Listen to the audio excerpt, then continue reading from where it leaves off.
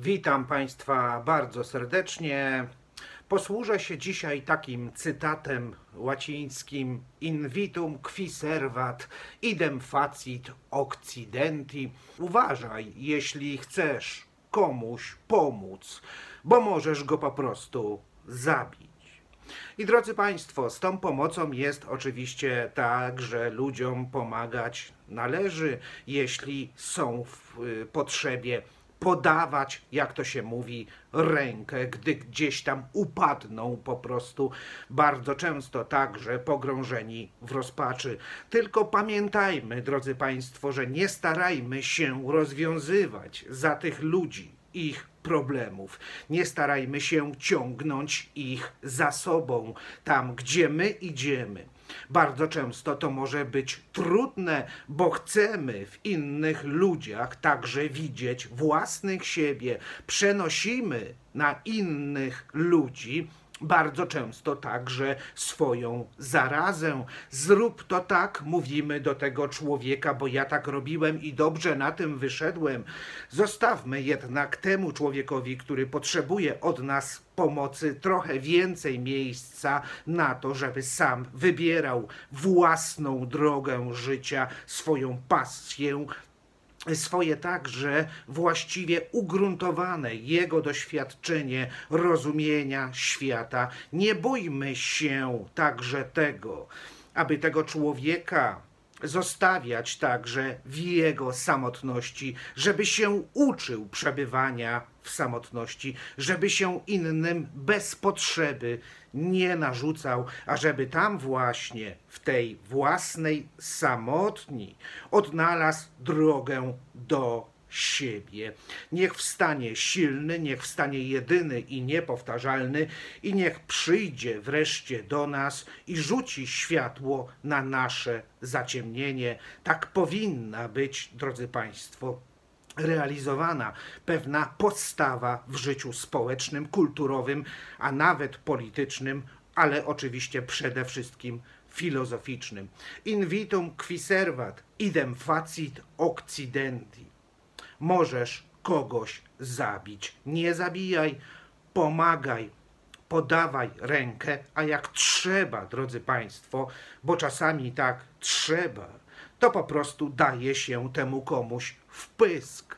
Niestety, tak to już jest, kiedy współodczuwamy z ludzkim cierpieniem. To jest to oczywiście postawa bardzo szlachetna.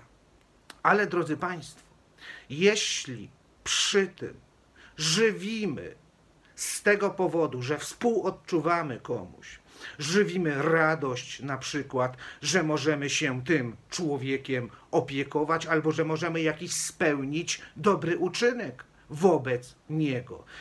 To wówczas, drodzy Państwo, jest to chamstwo. Narkomanowi nie można pozwolić na to, żeby brnął cały czas w postulaty życia, w których akurat wcześniej uczestniczył, które stały się zaprzysiężeniem jego porażki. Trzeba dać mu wpysk, trzeba wyciągnąć człowieka z tej pułapki, w którą wpadł i następnie pozwolić mu, aby dojrzewał we własnej prawdzie.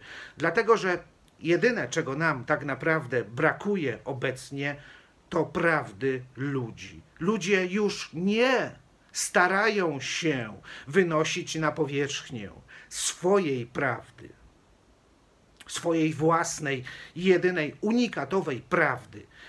Jaka jest to prawda? Jest to prawda charakterystyczna dla geniusza. Zawsze i wszędzie. To byli ludzie kulturowo, twórczo zdolni. Dokonywali przełomów w rozumieniu pewnych spraw, ale w społeczeństwie uchodzili za szalonych, za niepoczytalnych. To dlaczego świat tak geniuszami się zachwyca? Wolność, drodzy Państwo, to jest doświadczenie subiektywne, dlatego że każdy umiera sam i w życiu każdy powinien przedstawić swoją własną opcję umierania właśnie za coś, za wolność, która została z niego wykrzesana. Prawda, drodzy Państwo, jeśli się rodzi, to umiera w nas tym samym nasze ogłupione ja. Nasze ja umiera, drodzy Państwo. Żebyśmy mogli się w ogóle rozwijać, do tego ma służyć także moralne zło. I znowu mamy to doświadczenie śmierci. A skoro doświadczenie śmierci, jak mówiliśmy wcześniej, jest czysto subiektywnym aktem, to i wolność na takiej zasadzie jest zaprzysiężona dokładnie w ten własny sposób.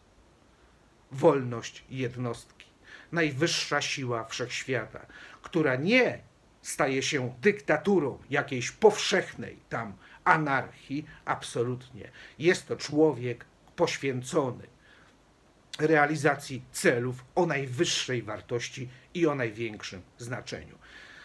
Drodzy Państwo, takie byłoby przesłanie na dzisiaj. Uważaj, jak komuś pomagasz, bo możesz go po prostu niestety zabić. Kłaniam się nisko, pozdrawiam bardzo serdecznie. Król Pustkowia, Jerzy Kaśków.